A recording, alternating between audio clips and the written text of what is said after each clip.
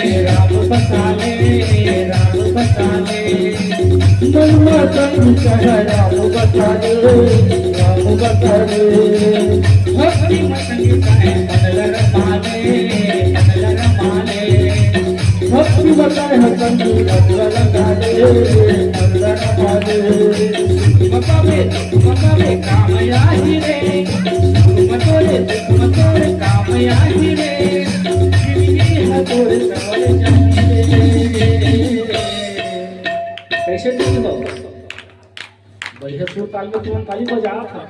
बोला सुनाओ मेरी से बाजा से दे आओ बहुत बढ़िया प्रेम से बोले लखन श्री रामचंद्र की जय। सुख में और दुख में दोनों में काम आही काबर जब भगवान आवे ना तेन है जब कोनो हमार संग नहीं देवा ना तब भगवान संग दे काबर द्रौपदी हवा तेन है अपन पूरा परिवार ले इकट्ठा करिस कि कोई आके मोर लाज न बचावो लेकिन वो मेरे बड़े से बड़े राजा बड़े से बड़े पर 5 पति बैठरी सोचेगा था 5 पति बैठरी सोचेगा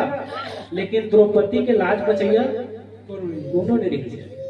जब संकट आते ना तो संकट के समय दोनों काम नहीं आए है ना तो काम का है आते राम राम है ही काम है